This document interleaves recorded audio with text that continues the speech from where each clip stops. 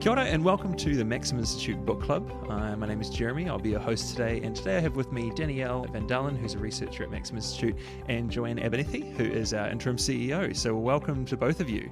Thanks, Jeremy. They've both been corralled into reading along The Road to Character by David Brooks, a 2015 book that dives deep into questions that ultimately shape the development of who we are as people. Today on the podcast, we're going to be talking about ideas of suffering, character, humility, love, vocation, morality, formation, and wisdom. And hopefully we will be as deep as those words suggest. Yeah, I'm feeling a bit of pressure to be so, inspiring. That's right. I mean, Danielle, you were the first of us to read this book. You actually read this book not for work, but for in your own time. Can you sort of just describe like what led you to read the book and kind of how you came to it and what your first reactions were? So I actually read this book over the summer while I was cycling the Otago Rail Trail with a friend and talked about it quite a lot as we were cycling the many kilometres. I had heard about the book quite a few times around work and the community that we work in. It had been recommended to me a number of times, I think. It was just always on my list of books to read. People I admire in my day-to-day life had read it and enjoyed it. That's generally how I build up my book list or reading list. Yeah. Before coming to read the book again, but what were the sort of main takeaway points that you had that maybe you were talking to your friend about that you mainly took away of like, this is great, I really enjoyed this? I enjoy learning from people's experiences. So a lot of the book appealed to me because it is made up of the stories of really interesting people, a lot of whom I hadn't thought much about or engaged with very much. Their stories really challenged me and encouraged me in different ways. The thing that stuck out to me, I think, was this idea of character as humility. And it's hard to disengage having just read the book, thinking about it in a work context from having read it over the summer while cycling through the beautiful Otago Rail Trail. But I think that the importance of humility really stood out to me. In developing character, it's something that I think had thought about but hadn't articulated or put into words. And this book helped me to do that. I want to dig into humility. It's quite a large section and sort of part of what David Brooks is talking about. Yes. Joanne, just I thought I'd do the same courtesy to you. For you, having read this book and just coming off a weekend of hurriedly trying to finish it before we get the podcast done, what for you stands out as some of the major themes or points that the author is trying to get across? Like, we can dig into kind of how successful we think he is at doing that, but what to you are the sort of his main theses of what he thinks are important for the reader to get from this? I think he was trying to get across that no matter what you do in life, you have to apply yourself to good character to be able to achieve your goals. So each of the people that he examined, he obviously chose them because they achieved great things in their lifetime.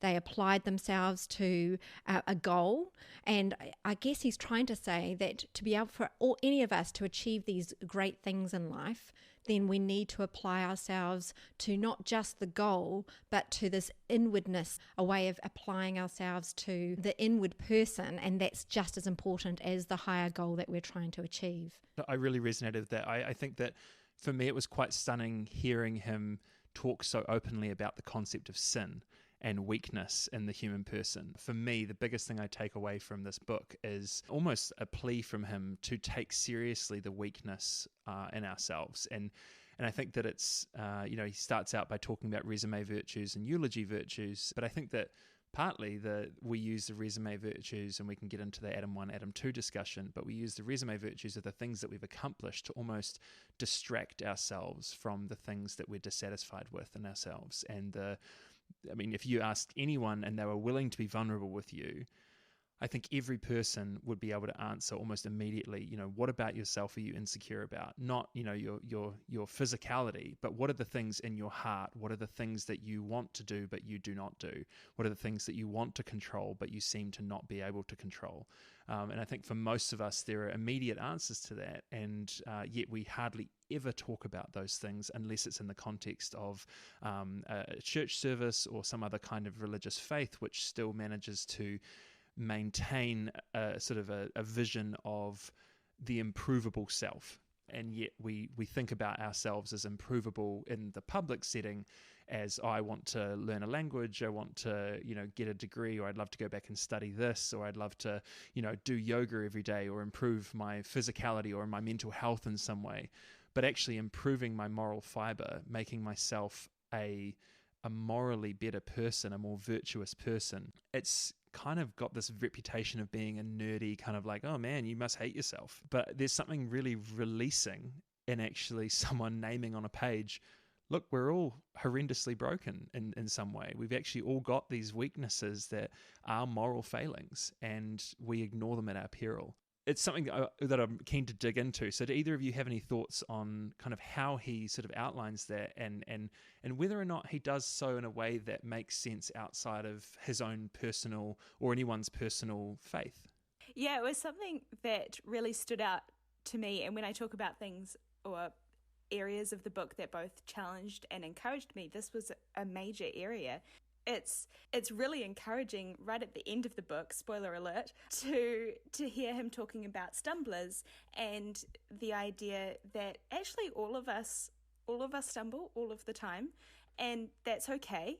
We don't get it right. We make mistakes. We screw up in really big ways sometimes. There's this going forward or seeking something better that he works toward, or I think he's really looking for that himself. I mean, in writing this book, he calls it The Road to Character, because he is searching for character in his own life. And he talks about how in his life he has, I can't remember the quote, he's lived this life of vague moral aspiration, that he wants vaguely to do good things, but hasn't really sought after what that means or how he might do that. All of these people that he's investigating, his thinking is that they really have sought after something. They have worked on their character. They have tried to develop good character. Yeah, I think it was interesting for me, the one quote that sort of stood out, and I think it's the sort of almost the premise for his thinking. He was talking about a 1950 Gallup poll, which asked in 1950 whether they thought they were a very important person. And at that time, 12% said yes, yet they jumped up to 2005 and 80% thought that they were a very important person. And I think that's one of the premises for the book, is this sense that we've lost the application to self and the desire to pursue character, or even to look inward in a way of acknowledging weakness, which is what you're referring to, Jeremy, that sort of let's plot it out there. We all know that we've got weaknesses, or these moral failures as he frames it. Have we applied ourselves to fixing it? And I think his desire through going through these different characters is for us to examine the fact that all of them are very weak and they have these moral failures. But what are we doing in this age to address our own weaknesses? We almost are trying to focus on the big, I'm great at this, and I guess the social media sort of aspect is we focus on the good rather than focusing on the weakness. And he's trying to say, let's stop and think about what our character, what are the weaknesses that we need to improve on and to apply ourselves to develop something other than highlighting just the good all the time. And I think that's a really interesting observation, because this is a necessarily personal book and a personal journey that one person has written, and we get his collection of people whose lives he's either impressed or fascinated by. And I think one of the things I found most dissatisfying in the book is that many of these people, I'm like, I don't want to be friends with these people. No. We're sort of exploring them as these examples of people who, and I think maybe it's that I was thinking he was holding them up as sort of examples of great character. And in some cases, I think he genuinely is. But I think also he's mainly picking weaknesses that he sees and picking frailties or people who have figured out a unique way of attacking that frailty. And I think he's selecting his own frailties. Now, I'd be really interested to see if the same book was written by someone else, what the balance would be, because there were some of them that I could relate to, some of them that I couldn't, and I found myself getting a bit annoyed at some of the examples he was picking, because I was like, why this person? But actually, the more I think about it, and then this conversation, I'm going, well, actually, it's probably because these are the limitations and these are the weaknesses that he sees in himself, and he is heartened by the fact that someone with this frailty or with this weakness was still able to achieve something great. I'd be curious about what different people would choose to highlight different weaknesses. If somebody else was writing the book, well, what examples would they include? But I completely agree, Jeremy. I'm reading through this book thinking, oh my gosh, I don't want to spend time with any of these people. They're really difficult characters, fascinating to hear about or learn from, but I don't know if they would be on my dinner list of, fantasy people I would want to have dinner with. I think that's what I struggled with the book initially, is because it talks about it as the road to character. So you sort of feel like, as Jeremy said, that he was holding these people up. I had a level of confusion about where are you going with this character? And I kept waiting for some revelation of the fact that they had a self-revelation of their own character. But it's almost like he chose these people because he could see their failings. But I'm not sure that some of the people that he explained, I'm not sure that they actually had the same self-revelation that he is now, in hindsight, trying to apply to their lives. And that's one of the weaknesses in the book, I think, that these people have these character flaws. I'm not sure that they applied themselves to their own character in the way that he's suggesting that we do. I think sometimes these circumstances meant that they, for whatever reason, they struggled and went through things. A lot of the time I just suggest that at the beginning the character is young, and by the end of the chapter the person is mid-40s or towards the end of their life. And I think there's a natural aging process of maturity that develops character just through living life that I think he is not acknowledged at any place in the book.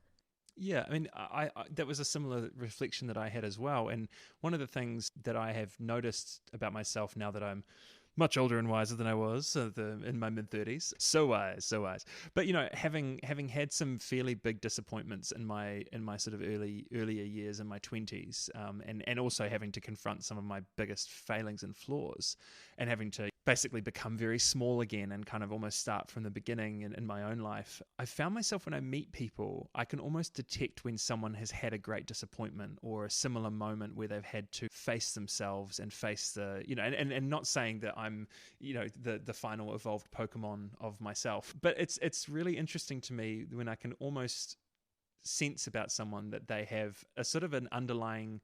And it's weird because I characterize it as an underlying sadness, but I think it's probably more fair to say an underlying understanding of sadness or grief and suffering. But that their hope is kind of more meaningful, because when you've experienced deep grief and suffering, and you can still after that overcome that and see that life does go on, and that is character building in and of itself, and it's maturity building, and I think it builds an understanding of the way that the world will continue to work. Even we look at even now in the midst of sort of this great unknown of COVID and the economic carnage that's going to come, there is a sense that if you have people who've gone through major life upsets before, they've been extremely poor, or they've had to face losing a house or losing a family member or anything like that, that going through something like that and living to tell the tale means that when the next things come along, you've got a sense of proportion, and you've got a sense of, in the end, how I face this is going to say something about who I am. And that to me is part of what he's digging around with character and facing. He calls it, going through the valley of humility. Like, I can't control this. I can't maintain the sense of an impressive self to everyone else in the world. I'm going to be exposed for who I feared people would see me as all along. And yet going through that valley and coming up the other side and going, no, it's okay. Like I've found people who love me. I've found a safe place to sort of build back from. I think that's what's the most important thing about the reason he went and talked about different people's stories and not just his own, is that telling stories is important. And I think for us to have that shared human experience, the fact that how do you get past grief or how do you get past sorrow, is you need to know how other people have done that and applied themselves to that. And it's not just for the sake of a character exercise. It's like, how do we live this life in a way that builds us as people and therefore connects us in a community of people? I think if we one of the challenges with society now is we do, as he addresses in the book, is we do think about things in an individualistic way. And so it's all about my life and how I'm traveling through and what I'm going to achieve. But I think the most important thing about life is that we are shaped by people, we live for people, and if we can't really do this on our own, and if we live in isolation or we think about ourselves as being formed in isolation, then I think we've lost something really essential about what it is to be a human being. And he's trying to address that, but I don't think he quite gets there.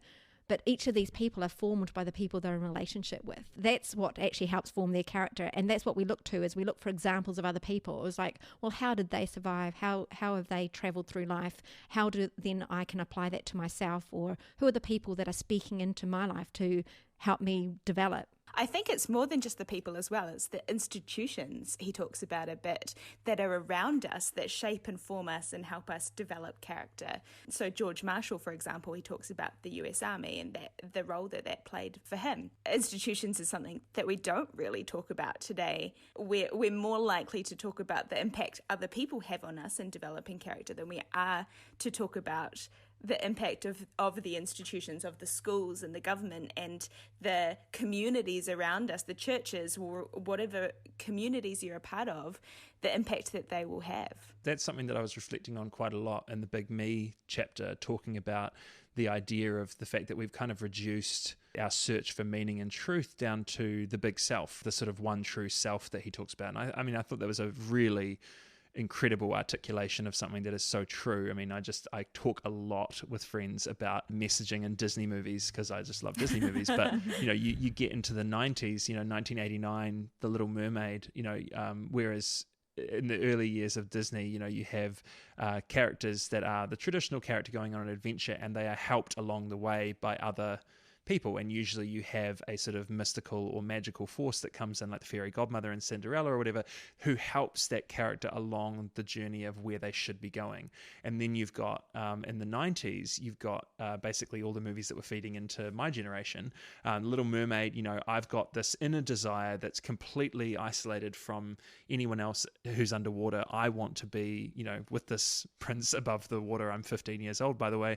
And all through you've got these characters who are discovering their true authentic selves, and the struggle is against people who do not want them to be that, who want to hold them back from being their true authentic selves. As I was reading that, I was wondering what role of a disillusionment with institutions and with the institutional power to describe the norm or what is good in society. So the failings in the church, failings in even, the massive sexual abuse scandals, both in the church and also in government care, government schools. These large institutions that were norm making, that helped to sort of fashion, hey, this is how life should go, this is what life looks like. And not just sexual abuse, but also this disempowerment and horrendous treatment of different ethnicities, colonizing forces, and also the war.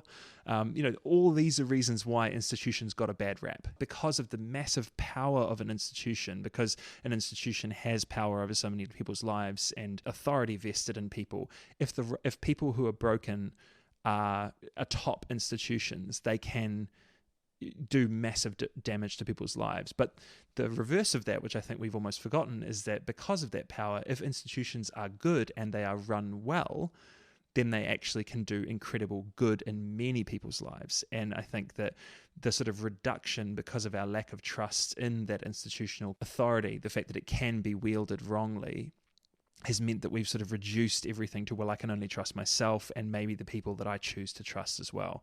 And the problem with that is, of course, that we lose the good that can be done for each of us, and we're also not acknowledging the deep brokenness and the deep distrust we should actually have in ourselves. Yes, exactly. It's this really difficult balance or tension that we have to manage, and that's not an easy thing. And I think just because institutions have done terrible things, just because people have done terrible things and failed so greatly, doesn't mean we get rid of them altogether. We have to continue to work and try and seek after how we develop good character, recognizing that there is good within the chaos, and that we can, or that we need one another to do this well. I think trust is a really interesting point, because it's one of the reflections I had, is that this moral ecology that he talks about, it seemed that the generation he was trying to refer to, they had a natural distrust of self.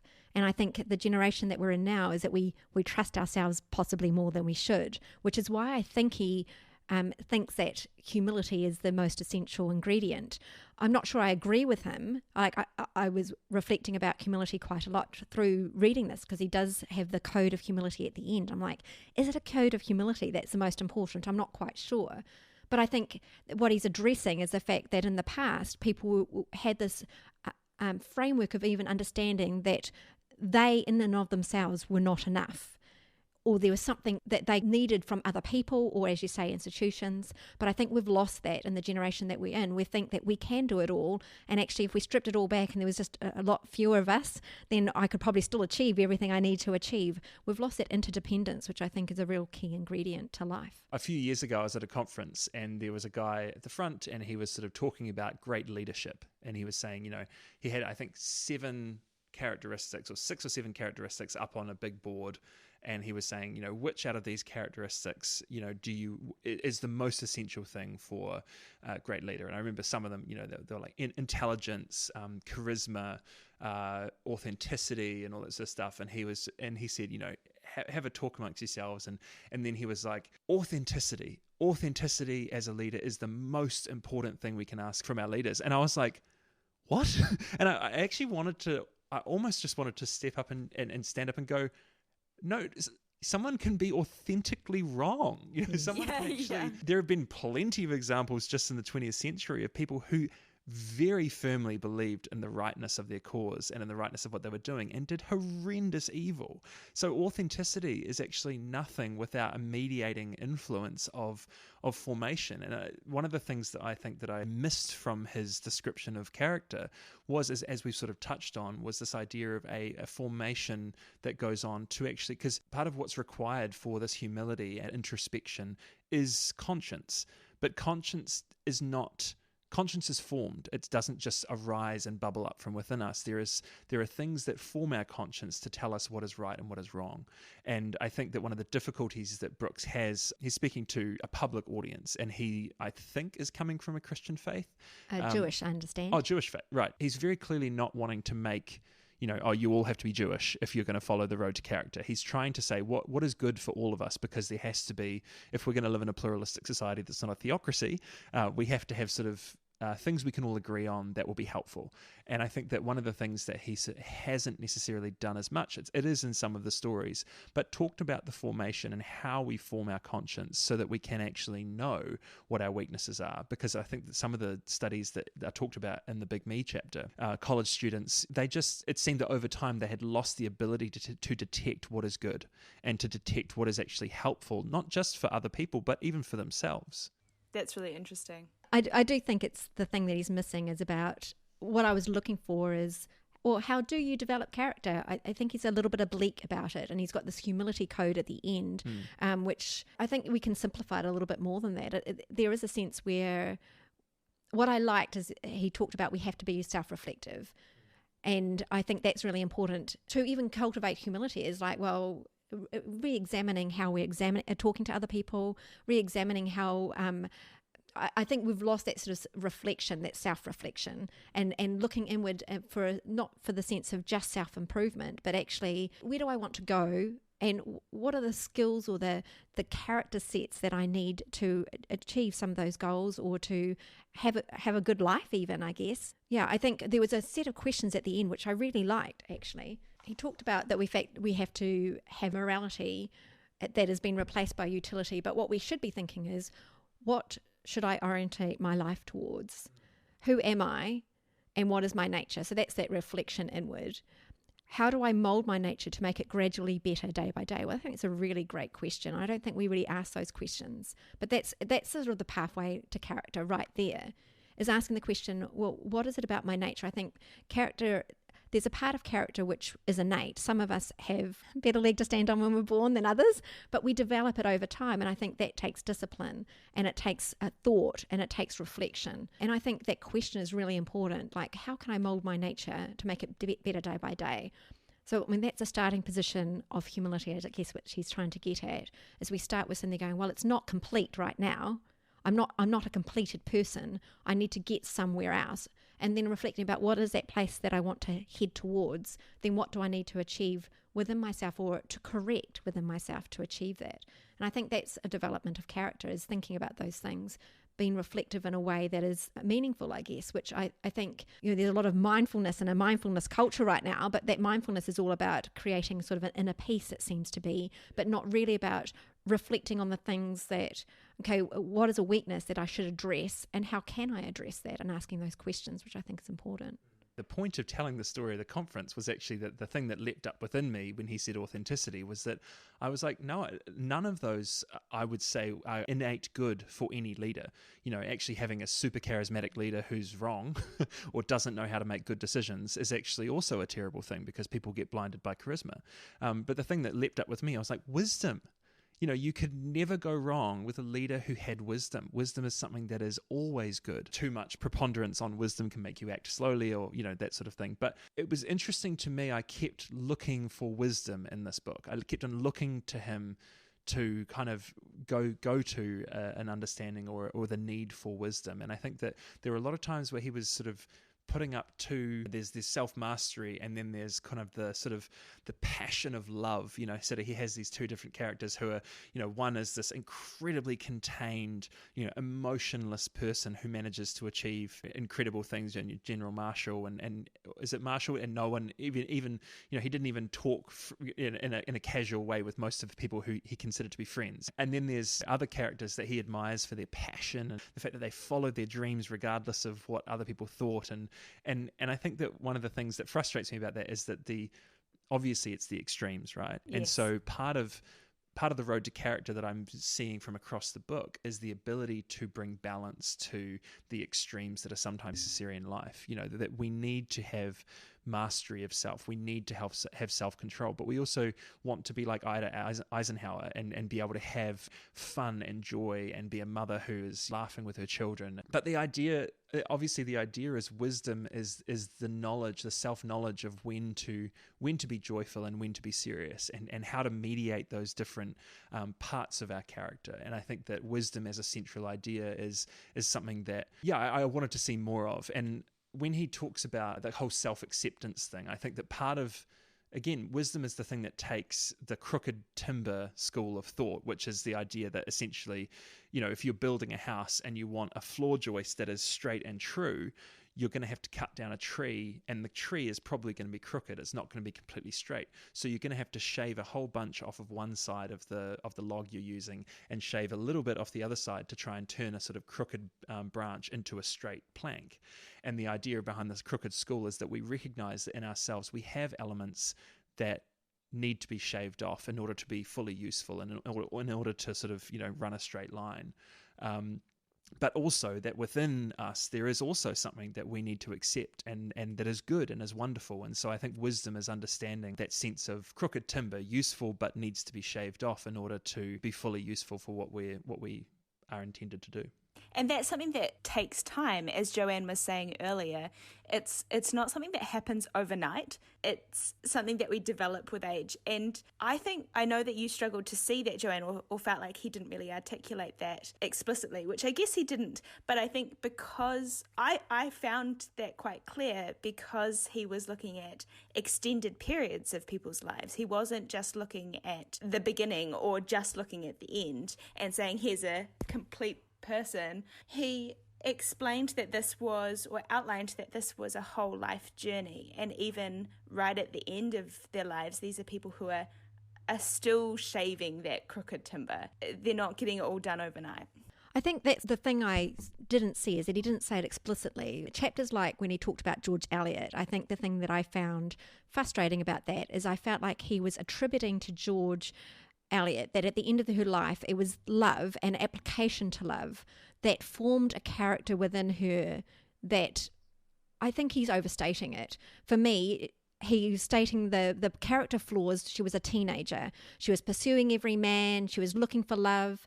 And then she gets settled in a relationship, and she had a marriage or a de facto relationship for 11 years.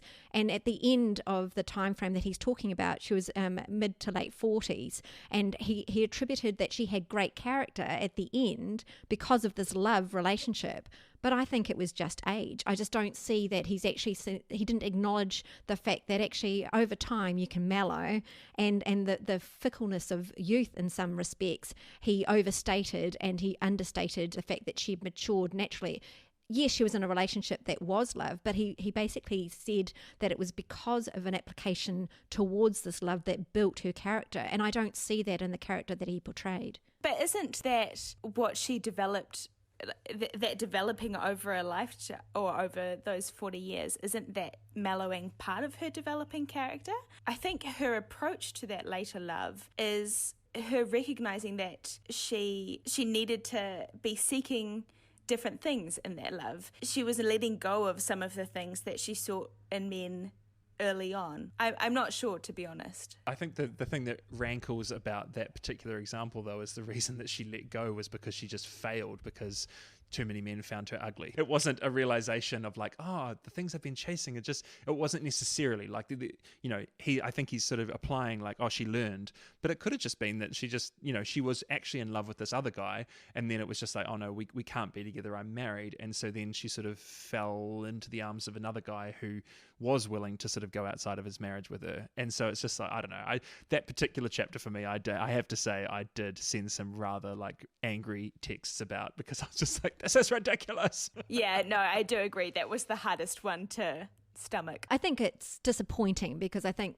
the premise is true that great love or loving greatly can deeply shape who you are. And I think if we love others truly in a way that is unconditional, it does shape who we are. It shapes and moderates our behaviour and our ways of engaging. But I don't think that she was a great example of that. And actually, the love that she had, it felt quite selfish. The fact is, yes, he might not have been in love with his wife, but he was still married to his wife for the whole entire time that she was living with him. Well, she prevented him from ever exploring true love with his wife and his child. Potentially. I mean, we don't know. And I think that's the thing that rankled me, is I felt like he was projecting onto the story because it fit with what he was trying to say. But I think there's possibly some other people in which good love or great love has transformed their lives, and it would have been better to try and find one of those people, or even to tell his own story of love, maybe. Totally. And I also think that he possibly imports the most important part of love in opening up our character as being that sort of first flush of passionate kind of romantic love where everything your lover does for you is just, all that sort of stuff. And I'm like, actually, in terms of building character, it's actually the long-term walk of love with people who, it doesn't even necessarily have to be a lover or a spouse. It can actually be a parent or a brother or sister or a friend who actually shows self-sacrificing love to be with you in moments where you most need them, when everyone else rejects you, when everyone else walks away from you because of your weaknesses. And he does describe that sort of grace of love, that sense of grace when you are weak and when you've been caught out in your flaws, realizing that all you can ask for is grace. You can't ask for what you truly deserve, because what you truly deserve is something you don't want to, no one would want. And actually receiving that grace, whether it be from someone that you're married to, or whether it be someone who's a workmate, a friend, a family member, those moments teach you that even when you are fully humbled, that's not the end. You can actually have a beautiful moment, and you can come back out of that valley of humility. Even you just talking about love in that way, that's actually what character is. I think character is this application to doing the right thing or the good by other people. That builds character. It's making the right decisions on a regular basis. I think character is developed through those small acts, what you're talking about in the acts of love towards friends or family members. I think those are the things that build character. Is like sometimes when we sort of lay down our own preference for somebody else, that's what builds character.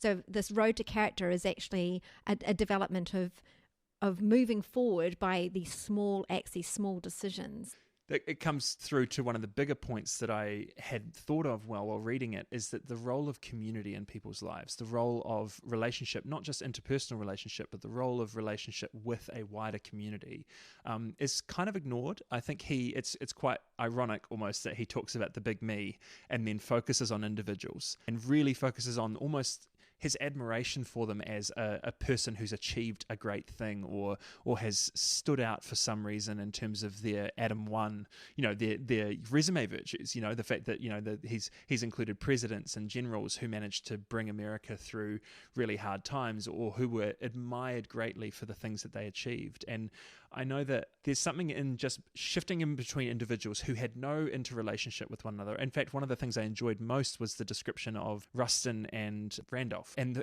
the moments where he talks about how those two had great individual qualities, but then Rustin needed Randolph in these key moments. Randolph was able to sort of go, you know what, yes, Rustin has really stuffed up. He's really messed up, but I'm going to almost personally guarantee I'm going to bring him alongside me. You know me as a safe person, and I'm going to, so that person, Rustin wasn't just rejected, and everything he had to give, all of his talents and his abilities weren't wasted, but he was forgiven in that way because of his relationship and community. And I think there's a quote from Brooks. He says, "We don't become better because we acquire new information. We become better because we acquire better loves." And I think that love is communicated through relationship. Like most of the time, most of the things that I love, most of the things that I the sort of loves of my life in terms of culture, the music that I love, the art forms that I love, I was introduced to by either my parents, a teacher, a friend. Their love for something really, they brought me into it, and I was able to see it through their eyes, and now I appreciate it. And so to me, developing better loves is not an individual pursuit most of the time. It's actually something that you go about and you find and you discover through someone else introducing you. Another example of that in the book is Dwight and Ida Eisenhower, this familial relationship and how she as a mother really shaped Dwight as he became president, or even as he grew up as a young boy. There are a couple of things in that chapter that resonated for me. I have 3 brothers who somehow seem to enjoy spending a lot of time with tools and near-death experiences. So when there was the story of the brother and he talks about common death and our approach to life as a result of that, I was like, it kind of sounds familiar. But aside from that, David Brooks talks about her understanding that you can't just rely on self-control, on habit or hard work, which is definitely my natural instinct. I want to be able to work at something and get better at it, but actually you need people around you to help you grow and to help shape you and form you, because our will is just far too weak. I might decide to do something in the morning, I'll decide I'm going to go for a run, and then by the afternoon I'll have talked myself out of it, because that's a very easy thing to do. And so then what you have to do is tell someone that you're going to go for a run and hope that they will hold you to account, or even just that mere fact of having told someone that you're going to go for a run might help. Totally. I think holding accountable is really important in character development. But one of the things I was thinking also, that idea about, as Jeremy was just talking about, that the big names in the book, I think what's sad about that, as Jeremy said, it's like, well, if these are eulogy kind of qualities, then what about just the average person? Because it's almost like he's holding up these big goals that we should be attaining to. Well, what about the small person who doesn't get to achieve a big goal? I'd really like to see or hear those stories. That's the average person. That's my life. I'm not going to be someone who everybody in the world knows about. And if that's the goal, then I think then we've lost something in and within ourselves. I agree. That was something that I was trying to work through. These are people who are, as you've both said, exceptional people in different ways. And I might not agree with them or their lives in every way, but they are very exceptional people. So what is that connection between the Adam 1 and the Adam 2? Does having Adam strong, Adam 2 virtues improve your Adam 1, which then I don't know, it's this really grey, murky area that I don't actually think he makes that very clear. I kind of thought that he portrayed talent or gift, and he kind of merged that or blurred that with character some of the times through some of these people that we listen to, because they'd achieved great things. But I'm not sure necessarily that it was their inner man, their character, that caused them to do that. I think some of them had exceptional gifts and exceptional talent. And I think you can be exceptionally gifted or talented and achieve some good goals, but not necessarily have travelled a road of character to get there. And you may be a lack of character once you have achieved those means that you don't go any further than that. I'm not sure that he actually draws that distinction very clearly in the book either. I think that one of the things I appreciated was that I think he was fairly honest in, especially I'm just thinking particularly about the stories of Marshall and Eisenhower. He was talking about the fact that I think using the people of great talent and of great skill, but who also had great weakness. So, I mean, Marshall, he talked quite openly about the fact that he was no real great student and that he was kind of a very middling performer all the way through until he had that mentoring relationship with the guy at, I can't remember which institution it was, but essentially this guy sort of recognized something in him and said he really applied himself. It's kind of a bit fuzzy, and this is also a bit of difficulty I have with the book, is that there's either this magic moment where someone just decides that they're going to be better and they are forevermore, and they're sort of they put their nose to the grindstone and they just go for it, or they sort of have this middle period which in a movie is kind of taken care of by montage, where they just sort of through a relationship with a superior or through the sort of mediating influence of an institution, they somehow develop discipline and they get the skills that they need for. But I think that in that there's a sense where, I mean, especially with Eisenhower, his wicked temper and the fact that he was just so hot-headed, and that he realized that and that he really worked on that. It still really flared up when he was in his role as the president. It wasn't something that prevented him. He got enough of a handle on it that he was able to, and I guess this is the question of, was that side of him just ignored by people because he was in that role and they just had to deal with it? And there's sort of a whole conversation there as well. I am interested in even the idea of what is that moment, or what does that process look like where someone develops character, because he puts a lot onto the mediating influence, like it was the institution, or it was this particular relationship, or it was this period of education, or there was this moment like the Triangle Shirtwaist Factory fire that really was this inciting incident for character.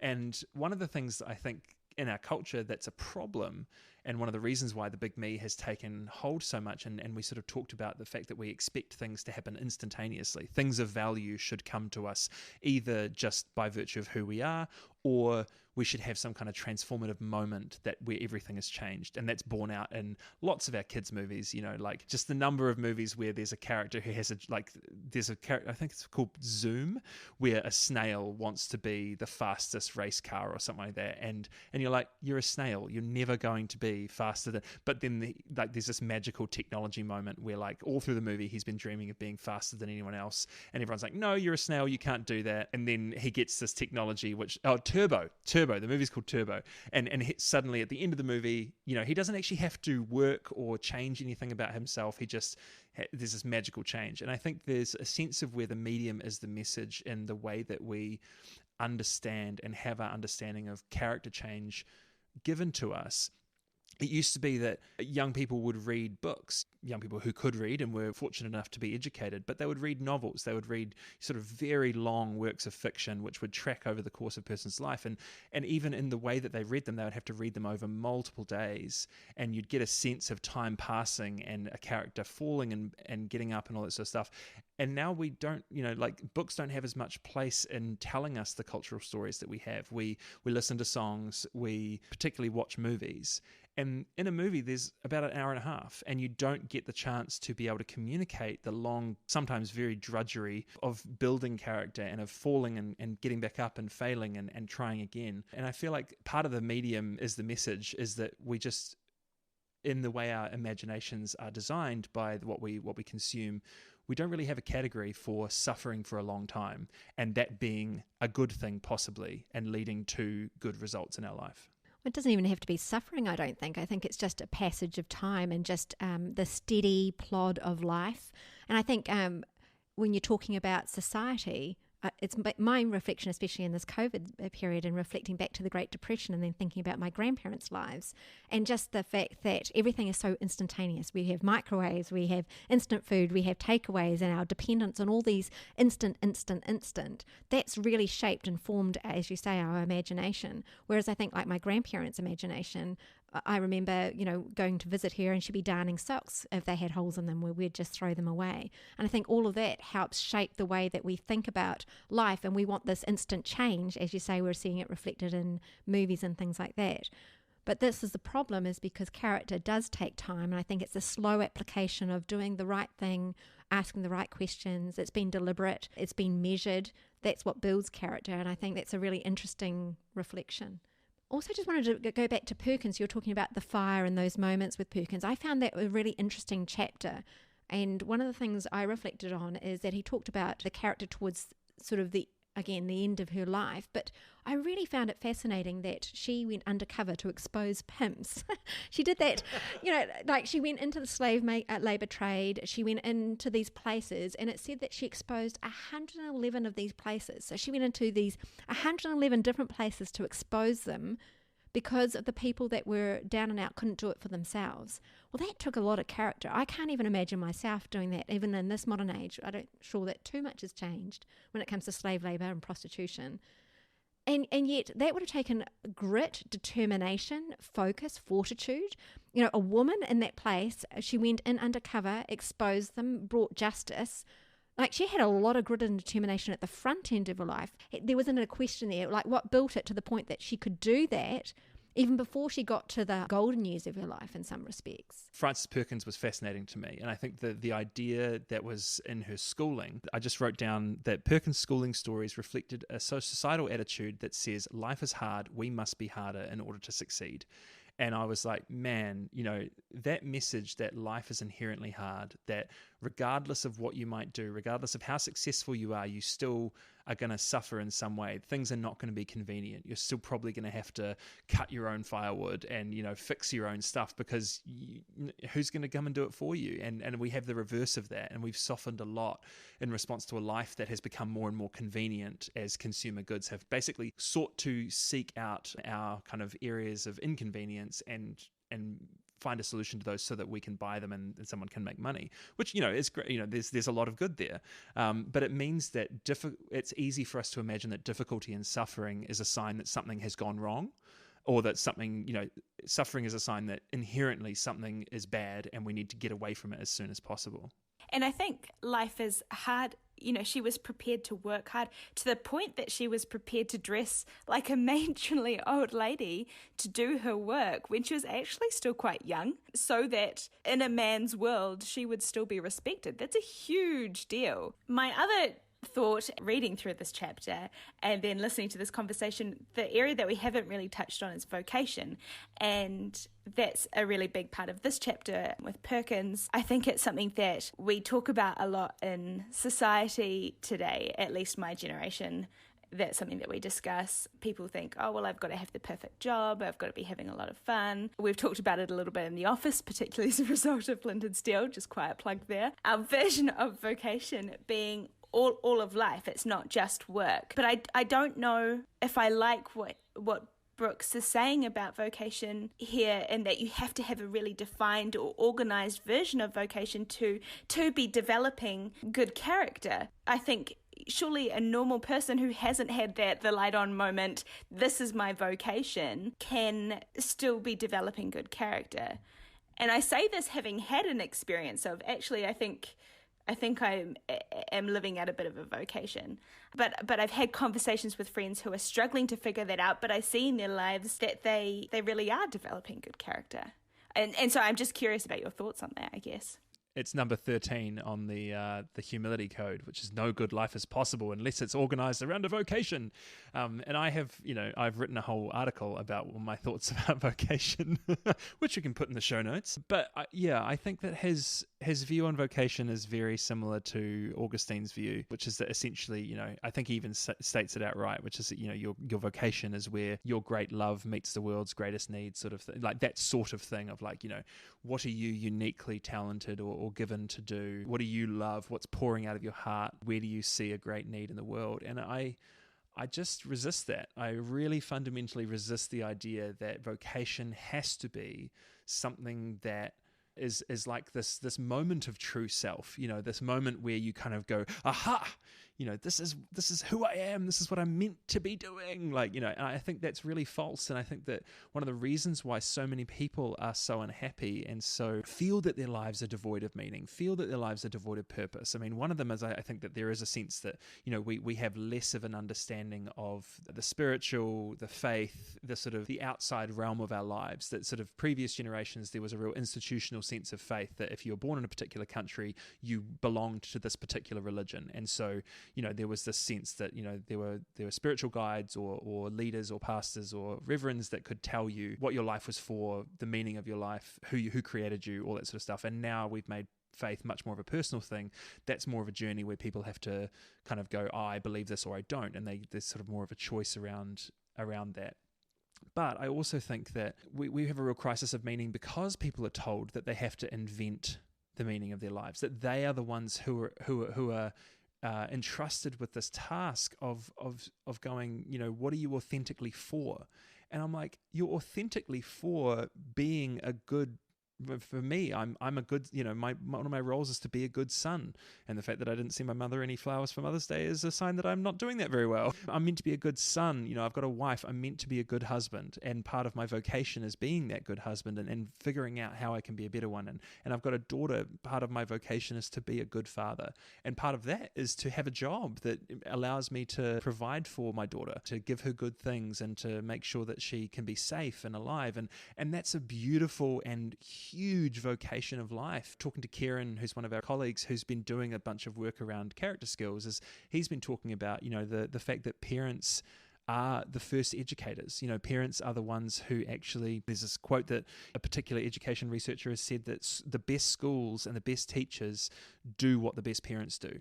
They actually invest in children's lives. And so I think for a lot of parents, they go, oh, well, I send my kids off to school and the teachers can teach them. I'm not a professional. But actually a parent showing a child what is good and what is worthy of attention. And like I was saying before, the better loves, introducing their children to the beautiful things that they know about in their life and saying, hey, I find value in this and I'm offering it to you as well. Like those are huge vocations that we just sort of write off as, oh, I'm a parent. And so, yes, I have work that inspires me. I'm really fortunate to work in an organization that I believe in what we do, and I think it's incredibly important. And I love being able to be the communications manager here and stuff like that. But fundamentally, I don't believe that. I've had jobs that are shockingly boring, and I've been forced to face this question of vocation. If what I do from 9 to 5 on a work day is just to be a customer service person who's helping Nestle get their plastic packaging from Christchurch to Auckland, which is what I did for a year and a half. If that's soul destroying, awful, if that's not giving me meaning, then where else in my life do I need to find meaning? And I fully believe that a vocation does not have to be, making this radical change for an entire group of people. That's fantastic when people do that. But people's lives have meaning. People's lives have great character, whether or not they are leading a non-profit to, change the world, or whether or not they're a general who's, defeating the Nazis, or whether they're actually just someone in the suburbs who is actually raising children of good character, or who is treating their colleagues and their workmates with human dignity and being a source of light in their workplace, and being a source of humanity and love and showing grace to others and helping people up from their brokenness and recognizing their own, all these things about vulnerabilities and their personal characteristics. That is just as much your vocation as doing something that David Brooks might write about. Anyway, that's my rant. I mean, I would always say that it's the development of character is a life work of vocation that is important for all of us, regardless of what we actually do. Like as far as the jobs that we do, it's who we are in the jobs that we do that is most important. And I think that's why character is so important. And I think because we are in a world in which we, even in the book, all these characters that have achieved these great things, we look to achieve great things, but I don't think that's the purpose of life. And I think if we are trying to say that the purpose of life is to discover what it is that I can contribute to this world over and above being this person of great character that is actually influencing other people's lives, even on the micro scale. It doesn't have to be macro for this to be important. And I think if we're making vocation or the task that we do the most important thing, I think then we're really missing something. The difficulty in writing a book about character, right, especially when you're using the examples of people's lives that are public, are people who have been exceptional and who are well known. They're not the normal everyday person. And I guess one of my frustrations is not hearing David's story or more of that.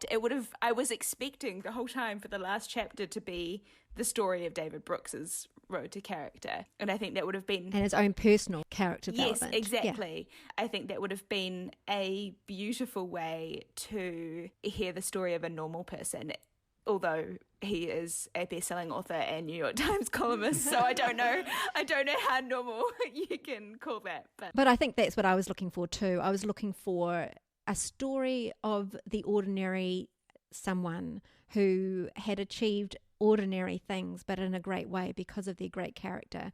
Or even just a shining example of someone that he had encountered who had shown great kindness or gentleness or goodness, the things that we look for, the character traits that we admire. Where's the story about just someone who, maybe even a teacher for one of his children who really impacted his child's life just because of how they taught them, things like that. Because there are teachers out there who are making great impact on people's lives just because of who they are and the way that they're forming a beautiful space for children to learn. But those are the small kinds of character that I was looking for, because I think, in essence, they're the most essential. Because those are the ones that are truly going to change society. Because when we have communities in a society that are filled with people of good character who fill every role, that is how we actually have a society that is resilient, that can handle shocks like the ones we're currently experiencing. But when we have a society that's filled with selfish people who have shallow character, that's a terrifying idea. I think it's interesting, the David Brooks point, because I also thought that perhaps he might, include himself or to be personal and to describe some of his own weaknesses. But also thinking about it, I think that one of his chief weaknesses that he's trying to sort of get past in this whole thing is pride. And I think that inserting himself into a book, and that's possibly why sort of he thinks humility is the biggest key to character, because for him, I think humility probably is. That may be, that's just me totally reading into it. But I think that, for all the critiques that we've had, I really have appreciated reading the book, but also particularly this conversation. I've really, really appreciated both of your contributions and what you've brought. Just to finish off, there's the 15th point on the humility code, I think, is a great summation of what I have found to be really helpful from this book. And for those of you who've listened all the way through, thank you so much for joining us. And I'll leave you with this. When you successfully struggle against weakness or sin, it may or may not make you rich and famous, but you will become mature, a quality that is earned not by being better than other people at something, but by being better than you used to be. To all of you listening along, thank you so much for being part of the Maxim Book Club this month. We've really enjoyed getting this project off the ground, and we love hearing from you. So please, when we've announced the next book, which we're about to do, please make sure you read the book and send through as many of your comments and questions. We've really enjoyed bringing in some of your comments and questions into our discussion today. If you somehow managed to listen to this podcast and you are not yet a member of our book club, then please feel free to email me at bookclub@maxim.org.nz. And we will sign you up to the list. You'll get notifications of which book we're reading, and then the next month along you will receive a reading guide which sort of gives an overview of what's in the book and some questions to help you sort of think about things, and then you'll also receive an email alerting you to when we've got the new podcast up. From all of us here at Maxim Institute, thank you so much for your interest in our work, and we hope you have a wonderful rest of your week.